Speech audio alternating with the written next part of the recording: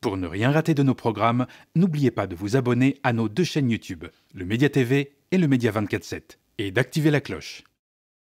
Bonsoir à toutes et à tous et bienvenue dans Au cœur de l'actu, l'émission d'actualité du soir sur le Média, diffusée du lundi au jeudi à 19h en direct sur le canal 165 de la Freebox sur Molotov et sur notre site internet lemediatv.fr. Et avec nous aujourd'hui, l'une des figures marquantes du journalisme français, ancien directeur de la rédaction du journal Le Monde et cofondateur de Mediapart. Il incarne depuis des décennies le journalisme d'investigation indépendant, souvent dérangeant pour les puissants, et toujours engagé. Edoui Plenel est l'invité de cette émission qui, comme tous les mardis, est ponctuée des analyses de Bélir Nabli, professeur des universités en droit public et cofondateur de Chronique, un collectif engagé dans le débat public. Également auteur, Bélir Nabli, de nombreux ouvrages dont L'État, droit et politique aux éditions Armand Collin et Relations internationales aux éditions Pédon. C'est parti.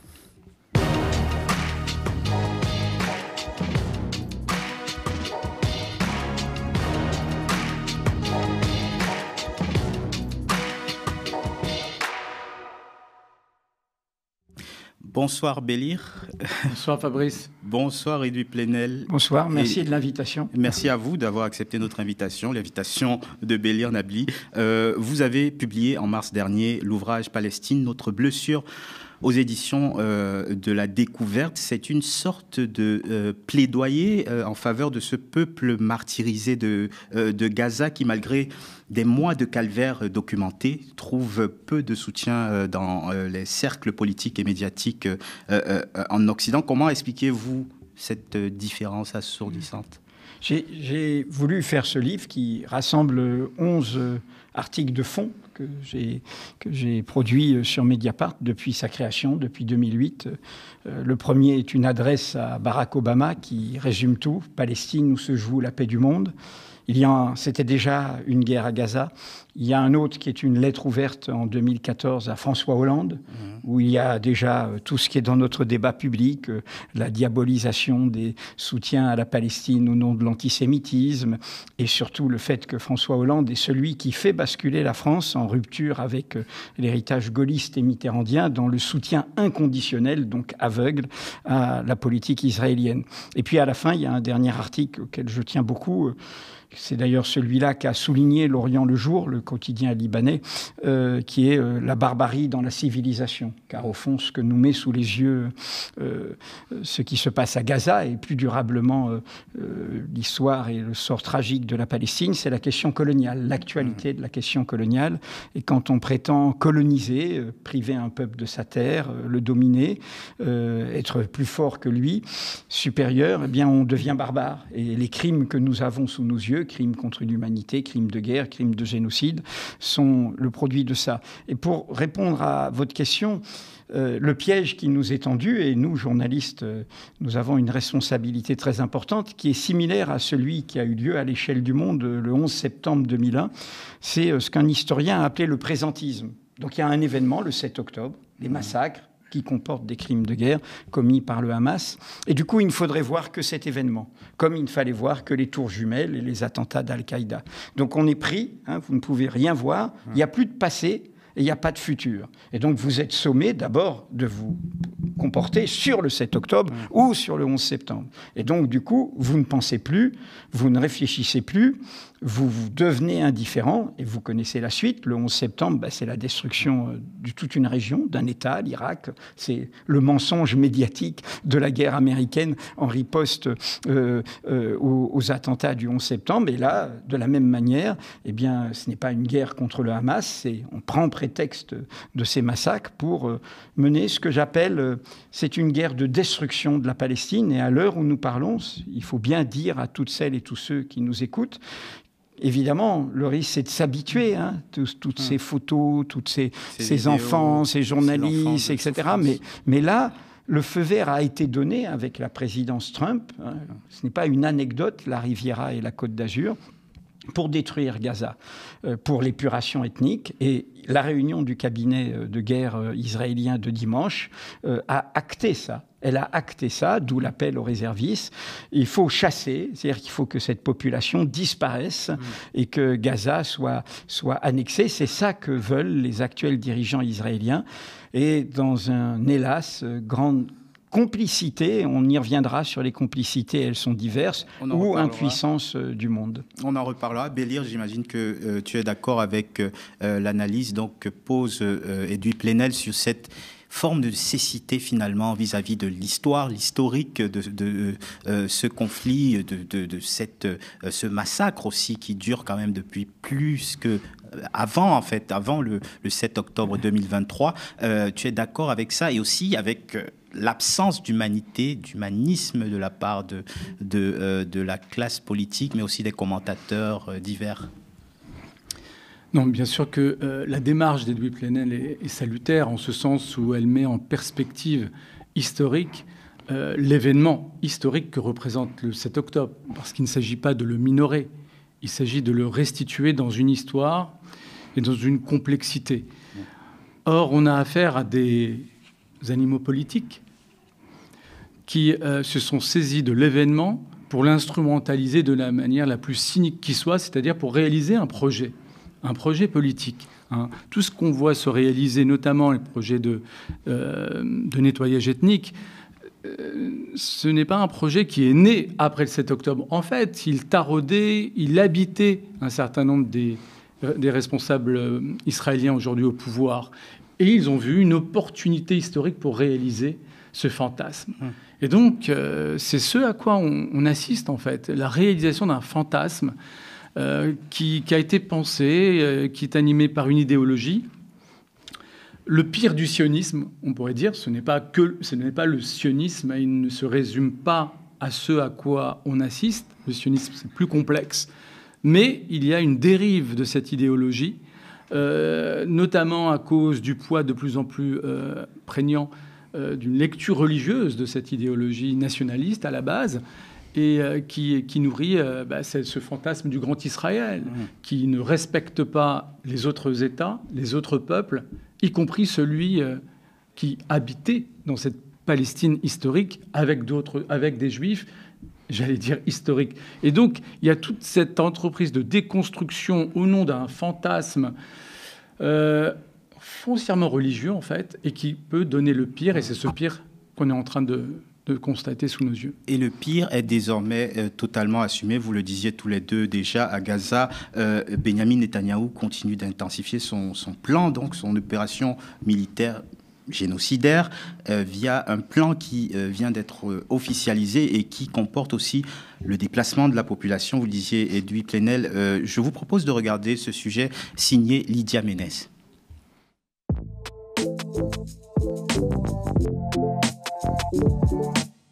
Israël a annoncé lundi une nouvelle campagne militaire dans la bande de Gaza qui prévoit la conquête du territoire palestinien et nécessitera, selon l'armée, le déplacement interne de la plupart de ses habitants. Des propos réitérés ce mardi par le ministre israélien des Finances, Bezalel Smotrich. Gaza sera complètement détruite, simplement parce qu'elle est une infrastructure terroriste en surface et en sous-sol. Donc, tout simplement complètement détruite.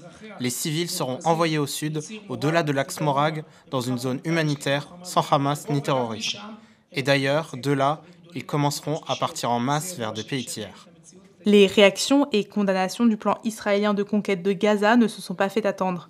Aujourd'hui, Pékin a dit s'opposer aux opérations de l'armée israélienne à Gaza, tandis que Paris a exprimé sa condamnation très ferme de ce même plan.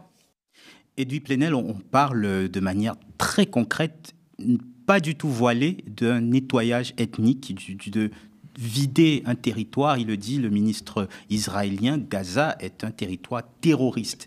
Il n'y a pas de demi-mesure. On veut le vider, ce territoire, de ses habitants. Il n'y a pas de demi-mesure chez ces forces politiques qui sont en effet liées à ce cocktail explosif quand le nationalisme rencontre l'irrédentisme religieux féroce. C'est une extrême droite. Il y a un suprémacisme juif, ça existe. L'origine ne protège de rien. Mais c'est la bonne question qu'il faut nous poser.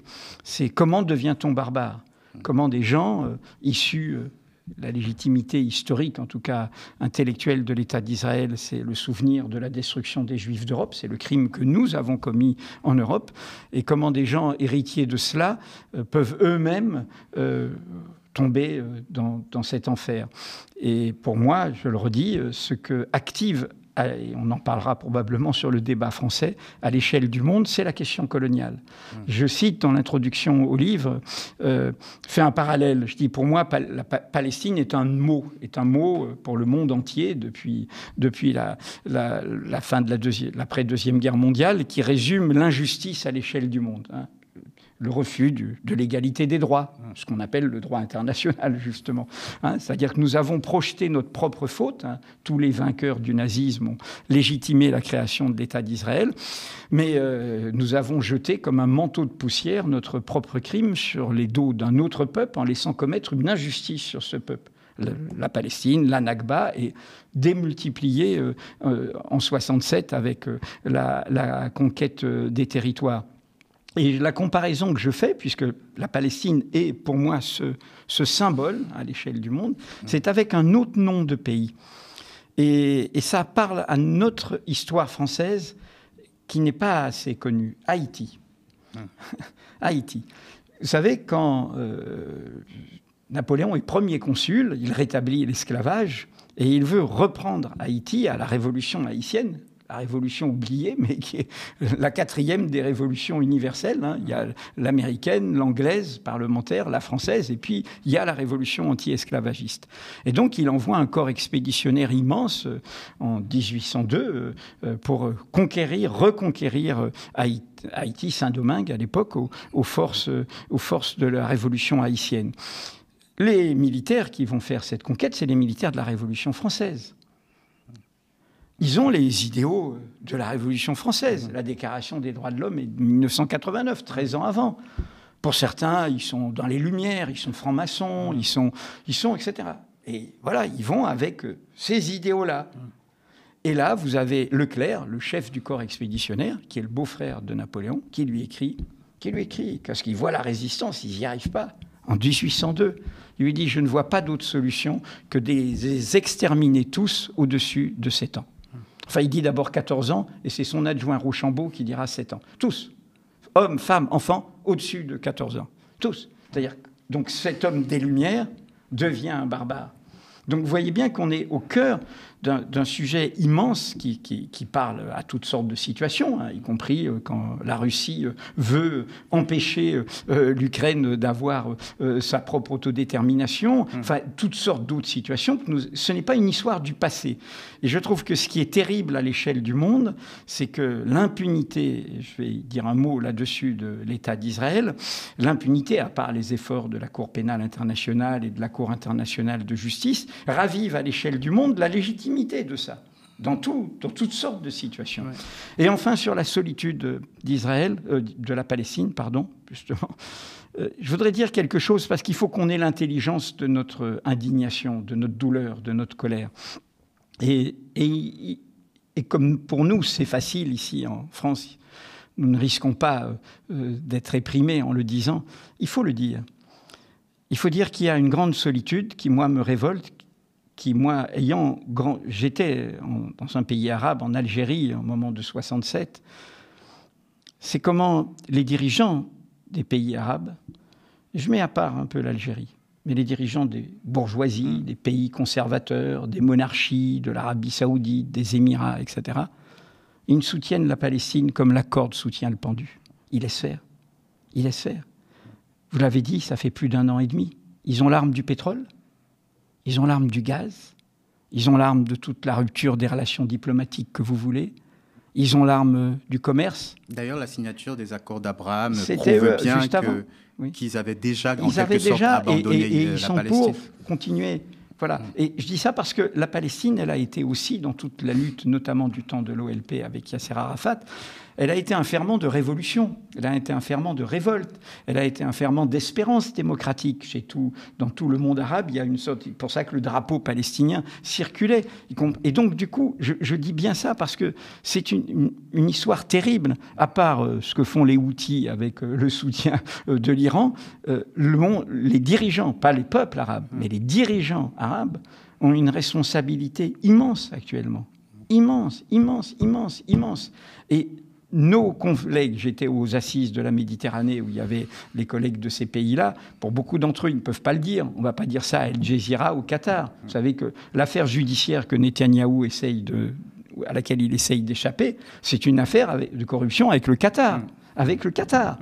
Donc, affaire interne. Oui, affaire interne de manipulation et tout avec le Qatar. Comme l'a dit Dominique de Villepin, qu'on embête sur le Qatar, il dit mais c'est M. Netanyahou que vous devriez embêter. Et donc, les camarades, confrères et consoeurs d'Al Jazeera, c'est pas eux qui vont pouvoir le dire. Mais il faut dire ça. Il y a un immense cynisme de ces puissances économiques, financières, pétrolières, gazières, qui ne font rien.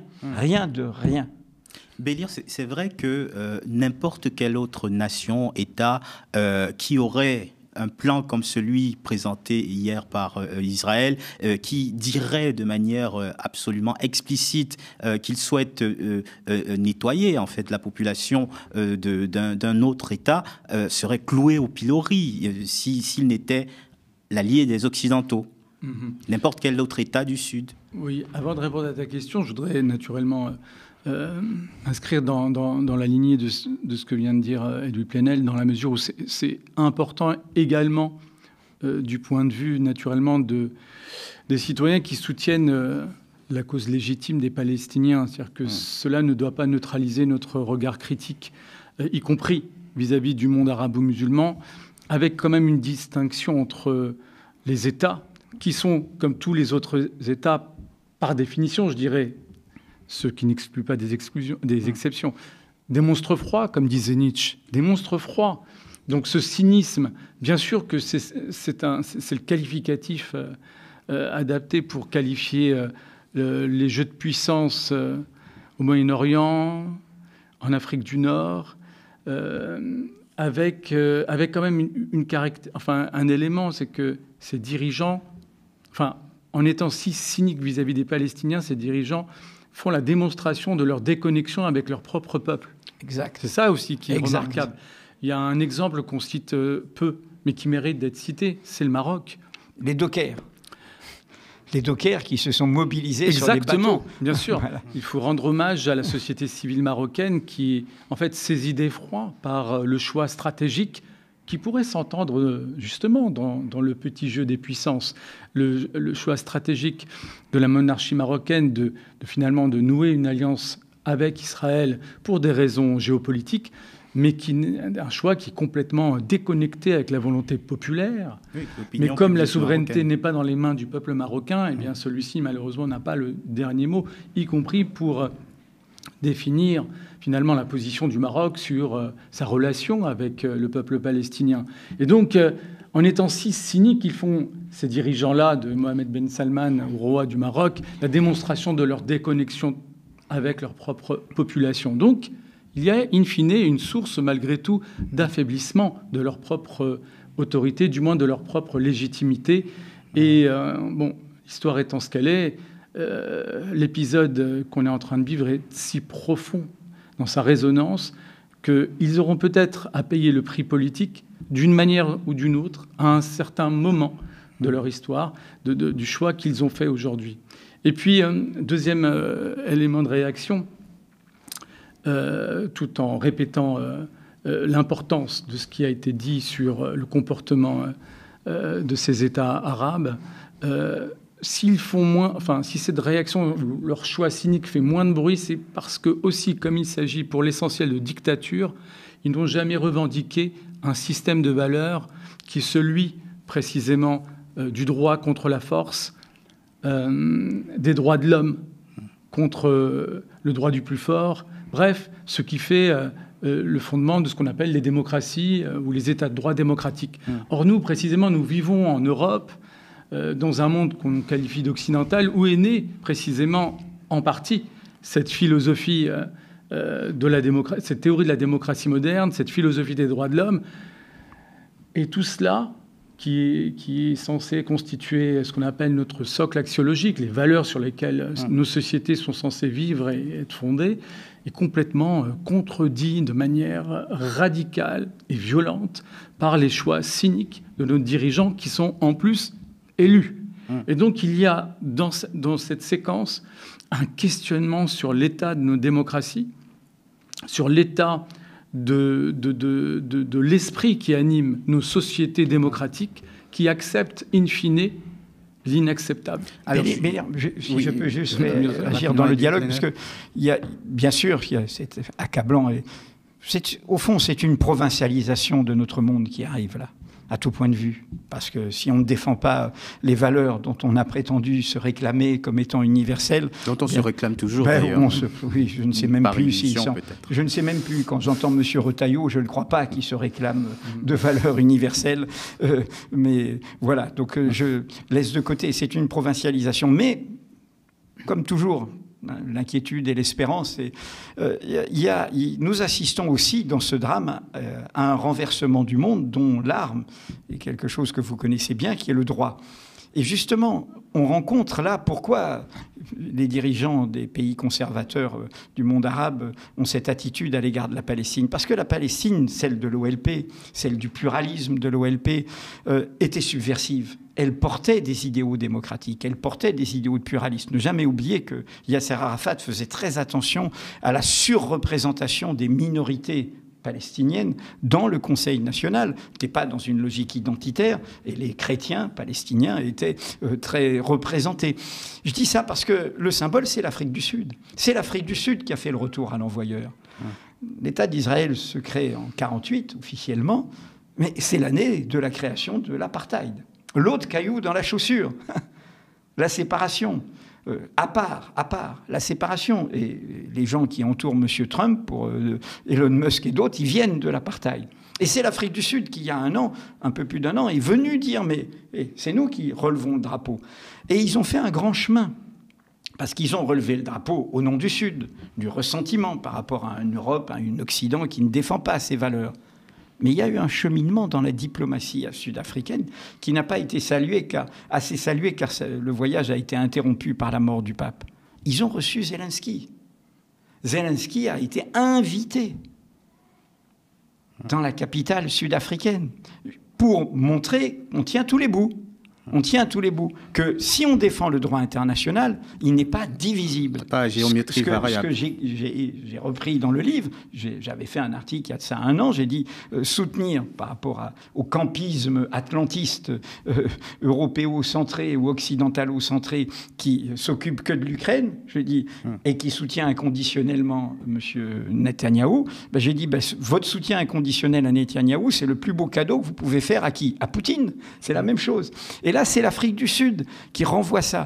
Et vous savez bien que Mandela avait toujours une fidélité à la cause palestinienne. Il y a une universalité de la cause palestinienne au-delà des conflits politiques internes, au-delà des règlements de comptes internes, au-delà du jugement que l'on peut tout à fait avoir sur la ligne idéologique du Hamas. Mais il y a une universalité qui rejoint ce que vous disiez exactement, c'est-à-dire cette question, non pas d'un universel dont quelqu'un serait propriétaire, mais d'un universalisable, de valeurs qui s'échangent. Et du PNL, j'aimerais qu'on revienne à la classe politique française. Quel regard portez-vous sur les positions au sein de la gauche française, sur ce qui se joue, ce qui se noue aussi à Gaza? Le PS abrite en son sein désormais, je pense que vous l'avez vu, un cercle des amis d'Israël, ce qui a fait polémique d'ailleurs, et la France insoumise est accusée de draguer le vote musulman, voire islamiste en se rangeant aux côtés des Palestiniens.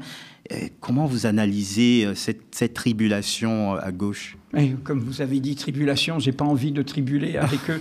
J'ai envie de rester sur la ligne des principes. Je pense que du côté du Parti socialiste, et je l'ai dit déjà en 2014 dans cette lettre ouverte à François Hollande, où je le comparais à Guy Mollet, ne pas oublier que la question coloniale a traversé la gauche française. D'ailleurs, le Guy Mollet de la guerre d'Algérie est aussi celui qui fait l'expédition de Suez et qui soutient Israël dans une aventure qui sera défaite. Et donc, voilà, le PS n'est pas là. Mais comment dire, j'ai fait un livre juste avant qui est intéressant pour sortir de la France, pour parler d'un autre socialiste, de quelqu'un qui aujourd'hui se rattrape aux branches, qui montre bien, comment dire, il faut comprendre de quoi tout cela est le nom. De quoi Trump est le nom, de quoi Netanyahou est le nom, de quoi... Il est le nom aussi d'une certaine vision de l'Occident. c'est une barbarie, c'est une violence, ce sont des fascistes, ce sont extrême droite, mais comme Hitler n'était pas étranger à la logique impérialiste de l'Occident, eh bien ils ne sont pas étrangers. D'ailleurs, M. Biden a soutenu inconditionnellement Israël après le 7 octobre, à la logique folle de puissance. Et c'est vraiment... ce livre précédent interpellait quelqu'un qui aujourd'hui a des très fortes déclarations pour interpeller l'Europe sur son absence de soutien à la Palestine. C'est Josep Borrell, qui était le commissaire européen aux affaires étrangères jusqu'il y a peu. Et qui aujourd'hui dit « mais c'est un scandale ». Le problème, c'est que c'est Josep Borrell qui, en 2022, quelques mois après l'invasion de l'Ukraine, tient un discours aux diplomates européens. Il leur dit « l'Europe est un jardin, un joli petit jardin où tout fonctionne. Tout autour, c'est la jungle. La jungle menace d'envahir le jardin. Mais alors, comme c'est un social-démocrate, il ne va pas dire on fait des murs avec des barbelés et tout ça. Non, il faut que les jardiniers européens aillent se projeter dans la jungle. » Évidemment, pour lui, la jungle, c'était l'impérialisme russe qui était surgi là. Mais en même temps, il disait cette illusion de supériorité. C'est un discours colonial classique. Nous sommes la civilisation et nous allons nous projeter sur le monde pour le civiliser et pour qu'il n'y ait moins de bêtes sauvages. J'ai fait ce livre, Le jardin et la jungle. Intéressant, hein, c'est la première fois que ça m'arrive. Le livre paraît aux États-Unis en septembre, parce qu'il visait cette logique de puissance qui donne le trumpisme, cet illimitisme. Dominique de Villepin a repris ce néologisme que j'ai mis dans ce livre, c'est-à-dire nous sommes face à des gens qui n'ont plus de limites. Plus de limites sur l'appropriation des richesses, sur l'extractivisme, sur la conquête, y compris d'alliés, hein, le Groenland, le Canada, plus de limites, plus de limites. Et je dis ça parce que, du coup, vous voyez bien que, pour parler des sociodémocrates et du PS, et puis de la classe de gauche traditionnelle... Parce qu'au sein de cette classe, on voit aussi la différence de degré d'engagement. Pour ne citer que lui, Raphaël Glucksmann n'a jamais porté avec la même force le combat contre l'impérialisme israélien qu'il l'a fait contre l'impérialisme russe. Ma boussole, c'est l'internationalisme, c'est-à-dire les peuples, pas les États. Hein, être du côté des peuples. C'est pour ça que beaucoup de forces de gauche, y compris certaines qui se sont réveillées sur la Palestine, ont oublié un peuple qui était le peuple syrien. Hein, on vu les États. Assad, l'illusion qu'Assad était un ami de la Palestine. Assad était un terrible ennemi, en vérité, de la Palestine. Si vous demandez à n'importe quel cadre palestinien, il vous l'expliquerait, ainsi comme Saddam Hussein. Et donc le campisme, il a deux formes. Il y a ce campisme-là, de M. Glucksmann, il ne voit que l'Occident, voilà. Et le campisme est un aveuglement. Le campisme, c'est ne plus voir les peuples, ne plus voir les valeurs universalisables. Et puis, il y a l'autre campisme qui pense que parce qu'il y a eu l'URSS, la Russie, et qui fait, hélas, des ravages sur le continent africain, par rapport au ressentiment, on pense que la Russie, c'est un impérialisme. Et c'est un impérialisme mafieux, avec une logique d'appropriation. Et donc, il y a ces deux campismes. Comment en sortir ? La boussole de l'internationalisme, la boussole des peuples. Et donc, vous me posiez la question sur la France. Je trouve très triste que toutes les gauches ne soient pas alignées sur une position de principe.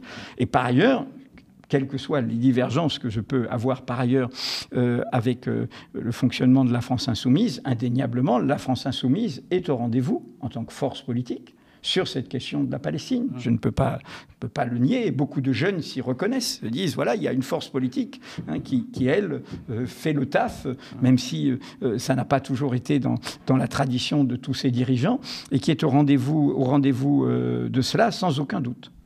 Bélir, sur cette classe politique de gauche ? Oui, moi, ce que je trouve remarquable, notamment en t'écoutant, c'est effectivement que le prisme colonial est pertinent. Sa pertinence, alors que historiquement, officiellement, on dira plutôt, la page du colonialisme a été tournée en particulier en France. Or, c'est un prisme qui reste extrêmement pertinent pour comprendre les positions, les discours de nos propres acteurs politiques. Et ce que je trouve remarquable, précisément, c'est le télescopage entre la question de l'Algérie et celle de la Palestine dans notre vie politique franco-française.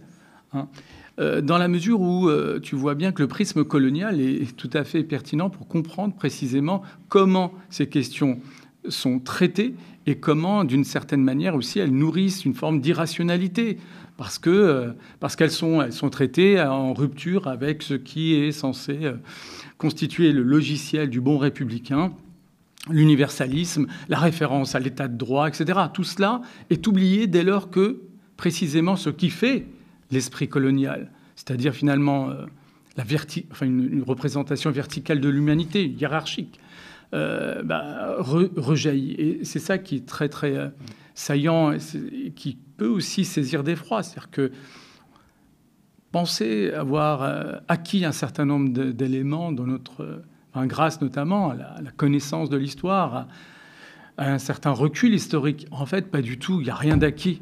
Il n'y a rien d'acquis. D'ailleurs, à gauche, y compris à gauche, l'idée selon laquelle il ne peut plus y avoir deux États voisins en paix et en train de prospérer, qu'il faudrait un seul État démocratique et laïque. Certains y voient un bel horizon et d'autres le désir une menace pour l'État d'Israël. Qu'est-ce que tu en penses, toi ? C'est vraiment une question qui mériterait en soi un débat.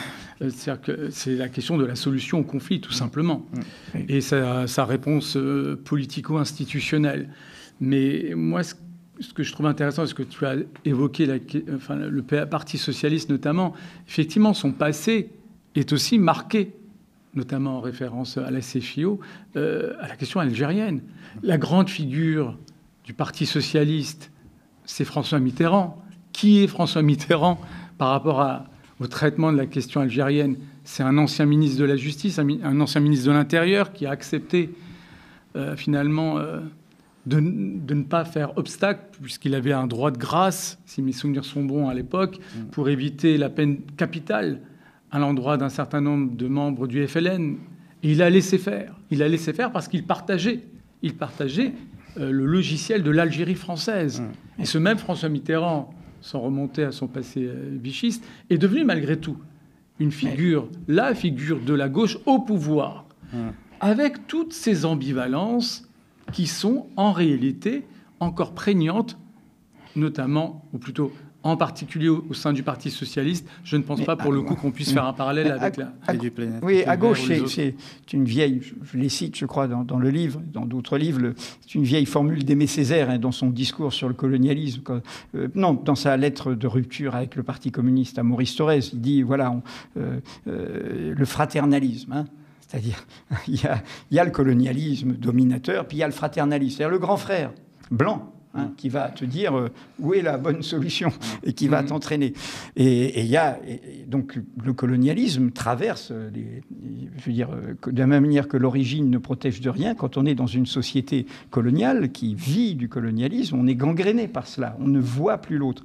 Et dans le cas de la France, c'est une question actuelle, c'est pas une question du passé. D'abord parce que nous avons toujours des résidus d'empire colonial, nous sommes le dernier reste d'un empire colonial direct, mais par ailleurs, et ça recouvre tous les débats passionnels et instrumentalisés aujourd'hui, nous avons fait contre Mitterrand le travail sur la collaboration, sur Vichy, sur l'État français. C'est Mitterrand qui bloquait à cause de son passé vichiste. Et donc c'est Jacques Chirac qui a fait le discours du Veldiv, après que nous ayons, nous, journalistes, j'en ai été, fait le travail de dévoilement du mensonge étouffé de Mitterrand, alors qu'il aurait pu raconter, j'étais d'extrême droite, j'étais antisémite, et puis j'ai cheminé, et puis je suis celui que je suis aujourd'hui. Non, il a fait comme dans une famille, on met un secret au placard, et ça rend tout le monde fou. Et c'est Chirac qui a fait ce discours du Veldiv sur la responsabilité française dans la destruction des Juifs d'Europe. Nous n'avons toujours pas l'équivalent sur la colonisation. Nous ne l'avons pas. Et donc, cette question, elle n'est pas dénouée. Et non seulement elle n'est pas dénouée, mais du coup, elle est une gangrène. Monsieur Retailleau, monsieur Darmanin, l'extrême droite, n'en parlons pas, qui est l'héritière de tout ça. Oui, parce qu'il y a un impensé colonial à chaque fois, on le voit dans les prises de parole. Il est dit. Je pense qu'on va parler de l'islamophobie et après l'assassinat d'Aboubacar Cissé, au moment où il faisait sa prière dans une mosquée. On voit bien que la question de l'islamophobie, on y revient ce soir sur Mediapart, un sociologue avait bien raconté ça. c'est comme une couleur de peau, en fait, derrière l'idée du musulman. Hein. C'est-à-dire, le musulman qui est visé n'est pas forcément croyant. Hein. C'est comme le racisme à l'égard des Noirs, de ceux qui n'ont pas la même couleur de peau que vous. Et c'est un racisme qui est banalisé aujourd'hui. Parlons de l'islamophobie. Vous l'avez dit, après l'assassinat d'Aboubacar Cissé, tué dans une mosquée, la droite et l'extrême droite ont évidemment versé dans la surenchère islamophobe, raciste. Et par exemple, Bruno Retailleau, vous le citiez, a tenu des propos qui ont suscité une vive polémique. On l'écoute. Vous avez démenti, vous n'avez donc jamais refusé évidemment de la recevoir. Pourquoi vous ne les avez pas reçus, j'allais dire, avant cette polémique? Pourquoi quelques jours après, tout simplement recevoir une famille endeuillée comme d'autres? Aboubacar Cissé était en situation irrégulière, donc c'est difficile de retrouver la famille. Nous l'avons retrouvé, sa famille est en Afrique d'ailleurs. Ses deux parents d'ailleurs sont dans 2 pays africains d'Afrique noire. C'était difficile. Certains se disaient les cousins, d'autres frères, d'autres oncles. Là, je pense qu'on est sur la bonne piste. Mais quand on est ministre de l'Intérieur, on doit recevoir la famille, vraiment la famille autorisée, la famille juridiquement avérée, vous voyez. Bélir, quand on est ministre de l'Intérieur, on peut se permettre de tenir des propos teintés d'autant de racisme? C'est une question rhétorique. Non, c'est pas ça. C'est qu'en l'écoutant, on se demande s'il s'est maîtrisé ou si son impensé est trop fort. Il ne maîtrise plus son discours, sa rhétorique. Et résultat, on a cette impression de malaise. Pratiquement systématiquement maintenant avec notre propre ministre de l'Intérieur, ministre régalien, ministre des cultes, et qui parle d'Afrique noire. Ah mais je ne connaissais pas, je n'avais pas écouté en direct, je suis sidéré. C'est sidérant. Aujourd'hui, en 2025, il y a un quart déjà du 21e siècle, on a un ministre qui parle comme si c'était l'Afrique occidentale française. Comme au bon temps des colonies, et cette incapacité à se maîtriser traduit bien, en fait, ce qu'il pense véritablement. Il est raciste, il faut le dire clairement. Mais voilà. Ce n'est plus que du simple calcul politicien. Il l'est. J'ai son lapsus en tête, en fait. Lorsqu'il voulait dire les femmes voilées, il a parlé de femmes violées. Et là, il ne se maîtrise plus parce que ce qu'il habite est trop fort. Donc il a une passion raciste qui le travaille. Sauf que là, on ne parle plus de personnages marginaux. On parle d'un ministre d'État. Et c'est en cela que lors de notre dernière émission, j'ai dit quand même que c'est un tournant. Moi, je fais attention aux termes, aux concepts, y compris de mes collègues sociologues, parce que je ne suis pas compétent d'abord et que je dois prendre le temps de les lire. Et donc, par exemple, le concept de racisme institutionnel, le racisme d'État, moi, je fais attention avant d'employer ce type d'expression. Mais là... On a un facilitateur, d'une certaine manière, pour comprendre ces concepts, dans la mesure où on a un haut responsable de l'appareil d'État, un ministre régalien qui, pour le coup, diffuse un imaginaire, un vocabulaire proprement raciste.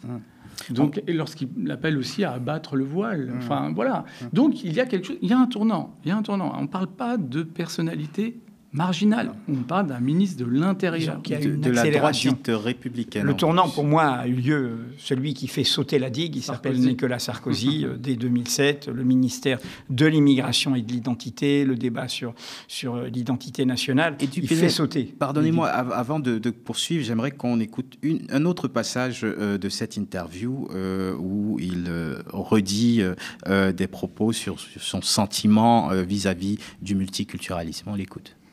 Je pense qu'une société multiculturelle est une société où les tensions s'attisent parce qu'il n'y a rien de commun. Alors, on sent cette obsession identitaire chez ce ministre de l'Intérieur. Vous disiez cela remonte certainement de... Oui, j'ai répondu ça quand j'ai fait le livre pour les musulmans, qui fait partie du réquisitoire récurrent de la droite et de l'extrême droite contre moi. J'ai traité de ça, c'est-à-dire que ces gens n'aiment pas la France telle qu'elle est.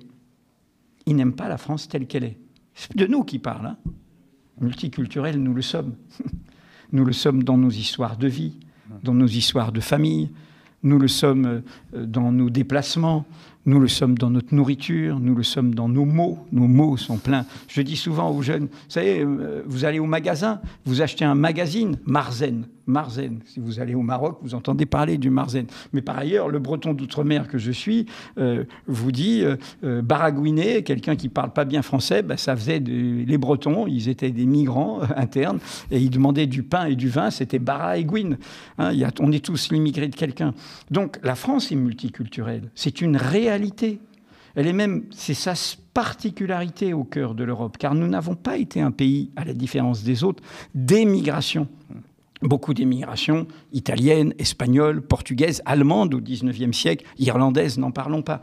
Nous avons surtout été un pays d'immigration, un creuset européenne d'abord, hein, de l'Europe tout entière, et puis évidemment de notre projection sur le monde.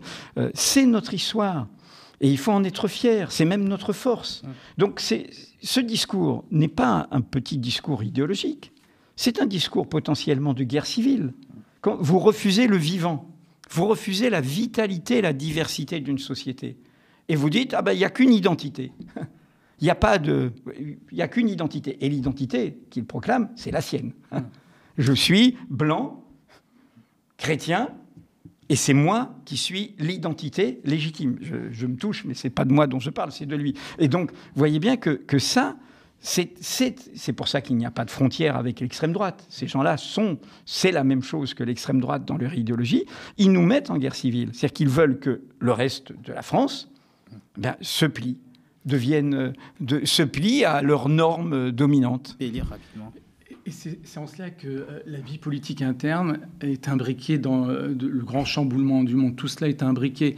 Lui avait évoqué cette inversion des rôles dans l'incarnation de l'universalisme, où aujourd'hui l'Afrique du Sud assume précisément un discours authentique d'universalisme.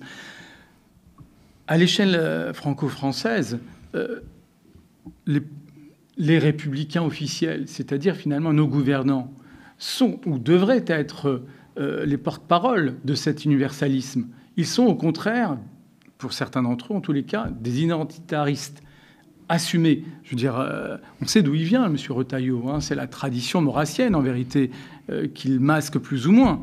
Mais c'est vraiment l'anti-universalisme. C'est même une tradition raciste qu'il n'assume pas officiellement. Mais l'identité politique qu'il incarne, elle est plus que palpable dans son discours. Et encore une fois, ce qu'il devrait incarner en tant que ministre d'État, il ne l'incarne pas.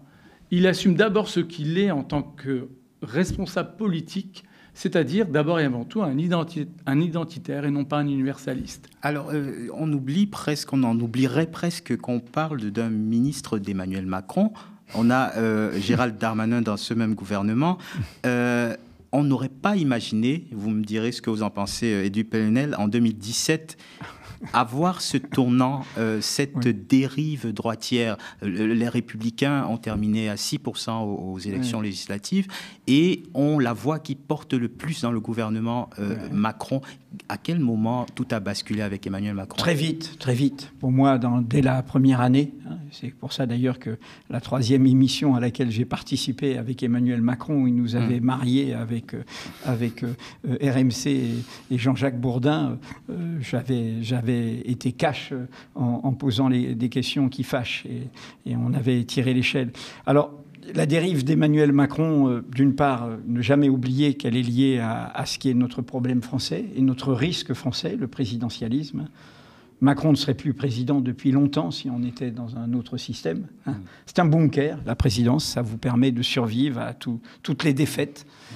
On serait dans un système avec une présidence symbolique et un système parlementaire, il aurait déjà été renversé. Je souligne ça parce qu'il y a une extrême droite en Italie, Madame Meloni, mais ça fait longtemps qu'elle est dans le paysage et elle succède à des années de Berlusconi.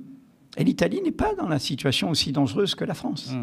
Pourquoi ? Parce qu'il y a encore un système plus équilibré, plus divers institutionnellement, mais du coup, la justice, très indépendante d'ailleurs, qui se révolte contre Madame Meloni, et le parquet est indépendant en Italie, ce qui n'est pas le cas en France, et même aucune force de gauche ne demande l'indépendance du parquet, je souligne ça au passage. Alors qu'il faut la défendre, on voit bien comment c'est utile, il n'y a qu'à voir le procès Sarkozy.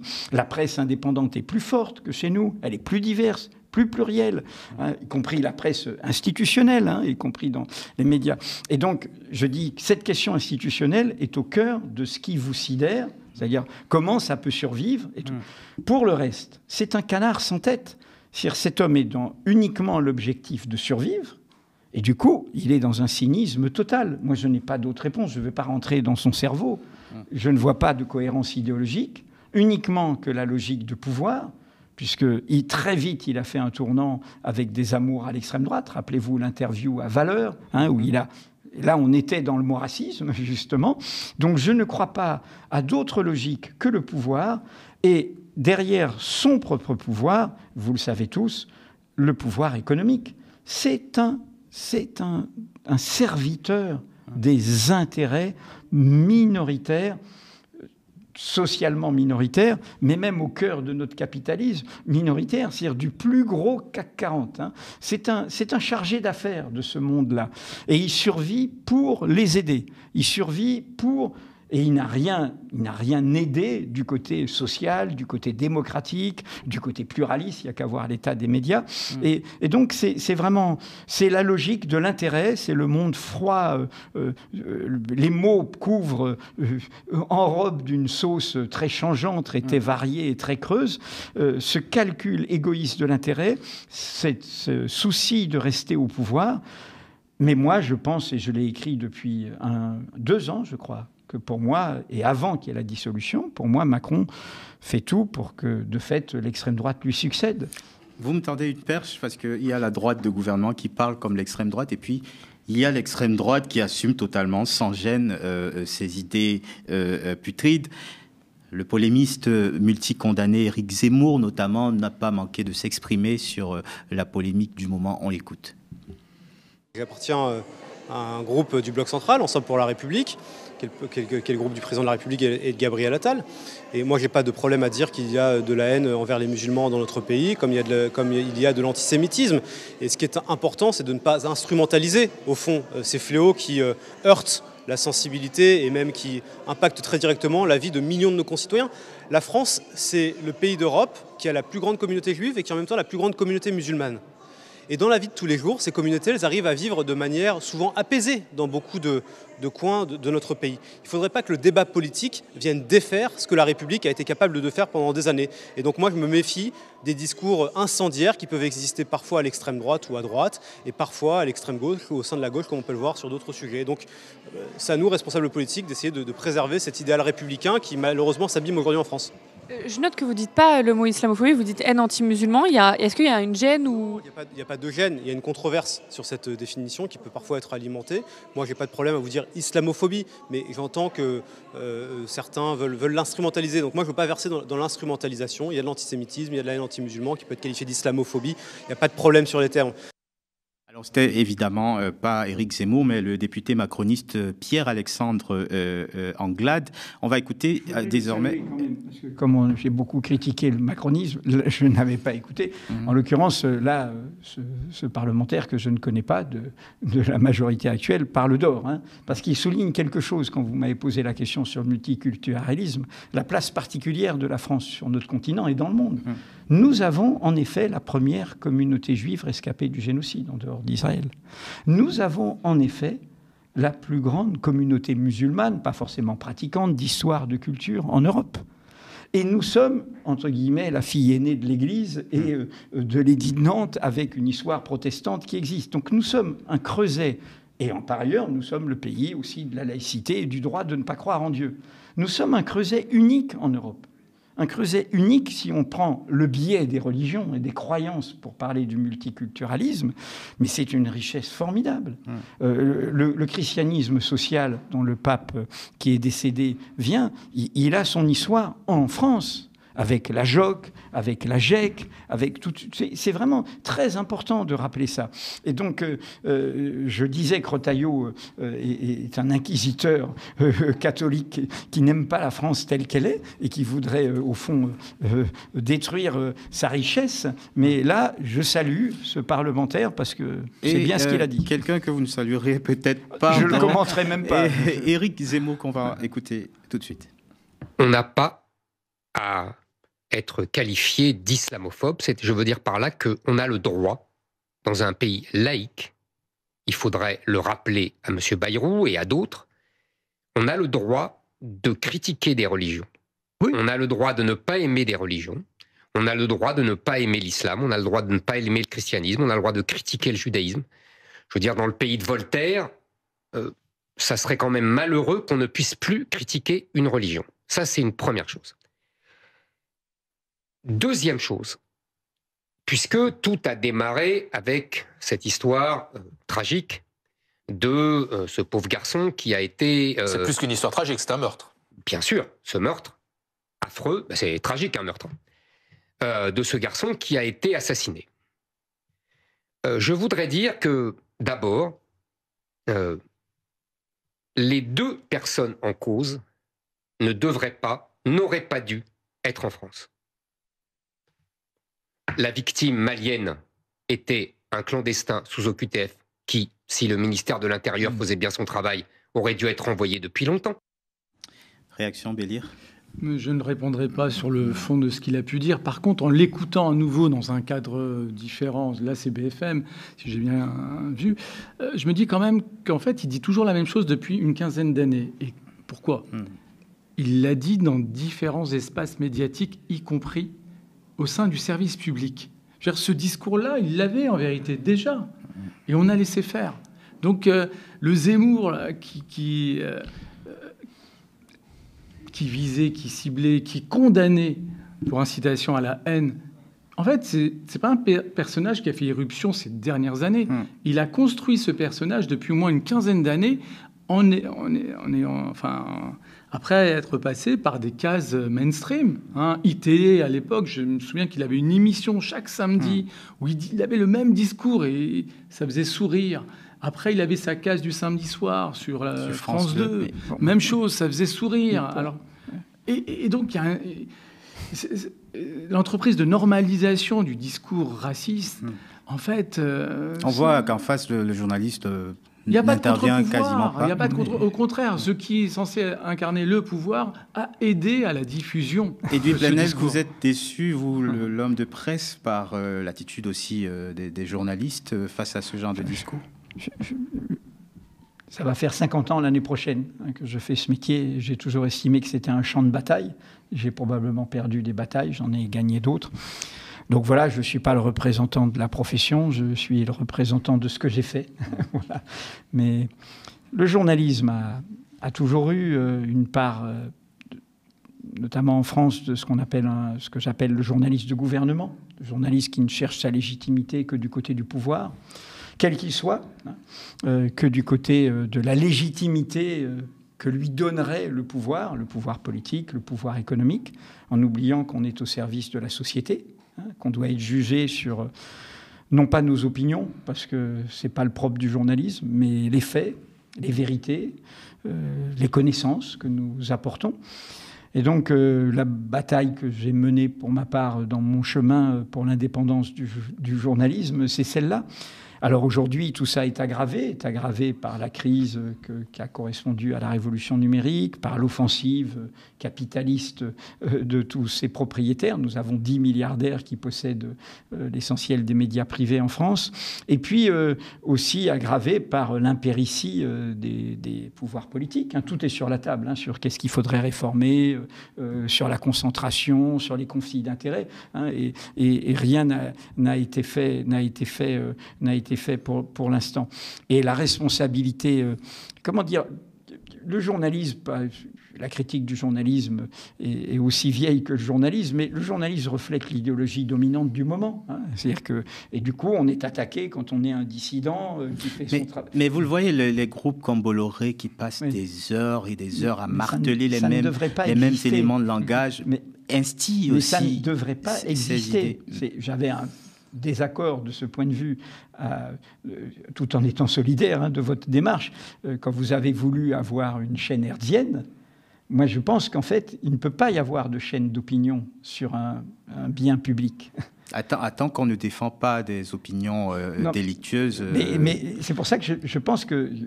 Le racisme, ce n'est pas une opinion. Exactement. CNews comme C8 aurait déjà dû être fermé. C'est-à-dire qu'on ne peut pas avoir des chaînes de blablabla de talk-show qui n'ont pas de rapport au réel et qui profèrent des opinions. Donc ce que je veux dire, c'est qu'on ne peut y avoir sur un bien public qui est un canal hertzien que des chaînes d'information généraliste. De ce point de vue, l'ARCOM n'a pas fait son travail. Il fallait bloquer le développement idéologique.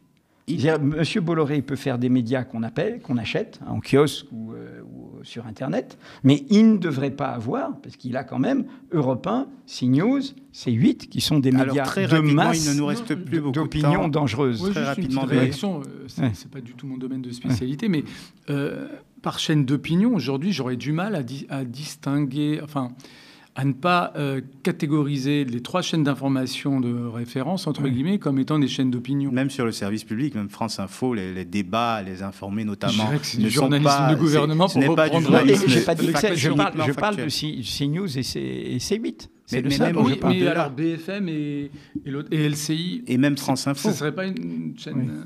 Sur France Info, il y a de l'opinion. Non, mais c'est un vrai débat très compliqué. Voilà. Et là, pareillement, ça mériterait... C'était un peu comme l'histoire des 2 États. Et parce qu'au début, la revendication palestinienne était d'un État multiconfessionnel. Et avant, les 2 États est venu après. Non, je dis sur la complexité de ces questions-là. Pardon de vous couper. Il nous reste très peu de temps. J'aimerais qu'on parle rapidement, mais très rapidement, de la gauche pour 2027. Ça va être rapide. L'union de la gauche. Edoui Plenel, est-ce que vous y croyez ? Moi, je ne vois pas de l'ordre de la croyance. Je pense qu'il y a le feu au lac, comme on dit chez les Suisses. Je sonne le tocsin de la catastrophe depuis longtemps. J'ai écrit sur l'extrême droite, annoncé qu'elle était là. Mon premier livre, vous vous rendez compte, L'effet Le Pen, j'avais 32 ans. C'était en 1984. J'ai fait l'appel à la vigilance à l'époque où beaucoup disaient mais le problème, c'est pas l'extrême droite, c'est Macron. Il y a de ça 2 ans. Enfin bon, bref, je pourrais vous multiplier les exemples. Donc moi, ma position est toute simple. Quand il y a le feu au lac, on se rassemble sur l'essentiel. On fait ce qui a été fait d'ailleurs dans le sursaut du moment de la dissolution. Et je suis, comme citoyen, comme observateur, comme journaliste, catastrophé. Je comprends tout à fait les logiques des divisions. Je comprends tout à fait les divergences. Je comprends tout à fait comment certains s'acharnent à les creuser et à légitimer ces divisions par leur propre attitude. Mais je pense, et pour moi, l'occasion qui a été manquée, vous me demandiez l'union, je pense qu'après le sursaut du NFP, nous aurions dû, toutes et tous, appeler à faire des comités du NFP à la base, à faire l'union à la base, car derrière les formations politiques, derrière l'obsession de la présidentielle, il y a des militants, il y a des électeurs, il y a des gens déboussolés, il y a des gens inquiets. Et dès qu'on se rend compte, moi je tourne beaucoup sur le terrain, dès qu'on se parle, dès qu'on travaille ensemble, dès qu'on fait ensemble, en sortant des logiques hégémoniques, c'est avec moi ou contre moi. Ce n'est jamais ensemble. Vous ne dites pas les noms.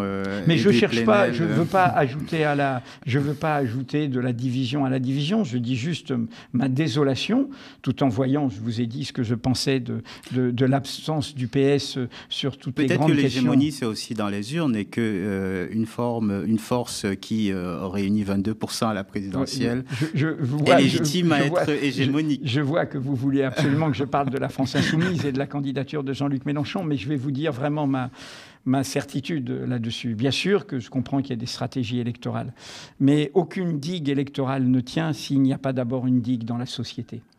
Le piétinement, quand il y a une logique d'hégémonie, elle amène par exemple à malmener les syndicats. Or les syndicats, c'est le premier lieu d'organisation des travailleurs et des salariés. À malmener la presse indépendante parfois, à malmener la justice indépendante, à malmener les associations. C'est-à-dire qu'il faut d'abord construire la digue dans la société. Le trou de souris qui ne vise qu'une chose, la présidentielle, eh bien, c'est un peu comme à la roulette, au casino. Est-ce qu'on passe? Est-ce qu'on est au second tour? Etc. Et pendant ce temps-là, est-ce qu'on construit la digue dans la société? Est-ce qu'on aide les gens isolés, les gens égarés, les gens perdus à se rassembler et à retrouver de la force?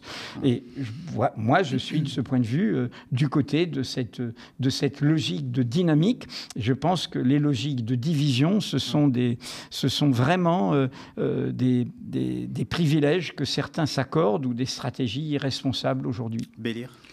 Tout à fait d'accord. Nous sommes nombreux à gauche à être estomaqués par le spectacle, j'allais dire presque au quotidien, des responsables politiques à gauche, qui ne sont pas à la hauteur, en fait, de ce moment d'histoire qu'on vit tous collectivement. Et parfois, on a le sentiment qu'ils sont déconnectés avec la tragédie de l'histoire. Là, c'est plus les livres d'histoire qu'on lit. Là, on est en train de vivre quelque chose, un moment tragique. Et le sentiment de ne pas être représenté par des acteurs qui sont à la hauteur de ce moment-là, c'est frustrant. Et la seule solution, c'est de s'engager soi-même, en fait. Et on ne peut pas être dépendant de l'action de l'autre lorsqu'il n'est pas à la hauteur. Donc il faut s'engager, il faut faire de son mieux en tant que citoyen. Et puis, malgré tout, pour ne pas céder à une forme de facilité, il y a quand même à gauche certains qui travaillent, qui font du travail de fond. Moi, j'y tiens. Et c'est palpable. Et nous sommes d'accord pour souligner que les calculs et les stratégies des appareils politiques sont démobilisants, si j'ose dire, qui ne sont pas ni à hauteur d'homme, ni à la hauteur de l'histoire. Mais malgré tout, aussi la seule voie que je perçois pour ces appareils-là, pour donner aussi un sens à leur existence, c'est de travailler. Et c'est ce sentiment que j'ai pas forcément en les regardant gesticuler. C'est qu'il n'y a pas de travail de fond sur les sujets qui sont les nôtres, du quotidien, ou qui sont macro, qui nous dépassent. Et ça aussi, c'est une source d'interrogation sur cette capacité à faire de la politique sans travailler sur le fond. Mais je sais bien qu'au sein de ces appareils, certains font ce travail de fond. Je n'ai pas envie de basculer dans un discours partisan, mais voilà, j'invite tout le monde à gauche à travailler sérieusement les sujets qui nous saisissent. Merci beaucoup, Bélier. Désolé, nous sommes totalement au-delà du temps qui nous était imparti. Merci, Edoui Plenel, d'avoir accepté notre invitation, et merci à vous d'avoir regardé Au cœur de l'actu sur le média et évidemment sur la Freebox, sur Molotov, sur votre chaîne YouTube, le Média 24/7, et sur le mediatv.fr. N'hésitez pas à nous laisser un commentaire si vous nous avez regardé sur YouTube, ou bien à nous envoyer un mail sur contact@lemediatv.fr si vous nous avez regardé à la télévision. Si vous en avez les moyens, évidemment, soutenez-nous, soutenez le travail de journalistes indépendants et en allant sur lemediatv.fr/soutien. Restez connectés aux médias. Bonne suite des programmes.